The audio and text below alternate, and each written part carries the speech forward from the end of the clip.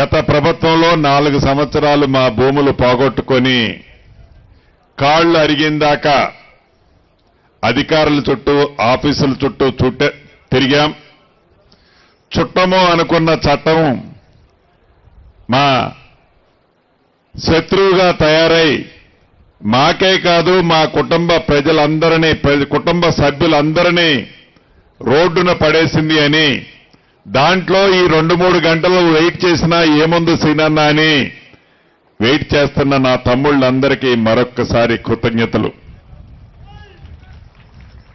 అసలు ధరణి ఏంటి, ఈ భూభారతి ఏంటి? ఎన్నికల ముందు కాంగ్రెస్ నాయకులు ధరణిని బంగాళాఖాతంలో వేస్తానని చెప్తే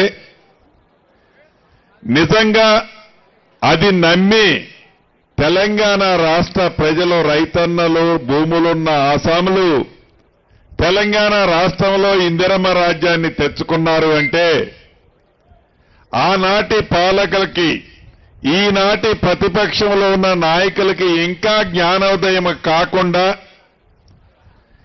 ఏ భూభారతిని అసెంబ్లీలో ప్రవేశపెట్టినప్పుడు ఏ పేదోడి కన్నీరు తుడవటానికి భూభారతిని తీసుకొచ్చిన మన ఇందిరమ్మ ప్రభుత్వం అసెంబ్లీలో ఈ బిల్లును పెట్టినప్పుడు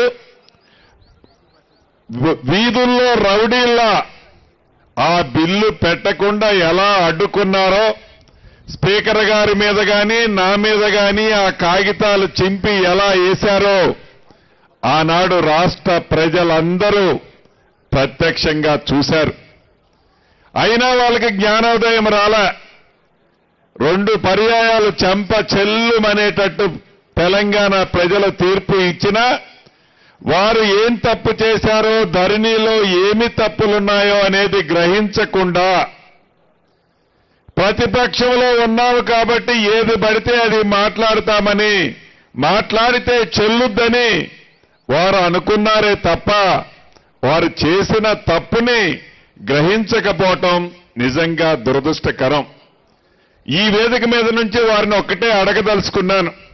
అయ్యా, మీరు 2020 చట్టం చేశారు. చట్టము చేసిన తర్వాత ఆ చట్టాలలో లొసుకులు, మీ స్వార్థము, మీ వ్యవహారము అది తర్వాత మాట్లాడతాను.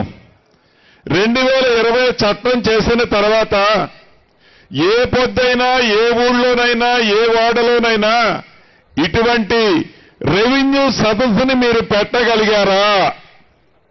నిజంగా మీరు పెట్టి ఉంటే ప్రజలు ఈ ధరణితో ఎంత ఇబ్బంది పడ్డారో ఆ సభలో మీ ఈపు విమానము మోత మోగించి ఉండేవాళ్ళు.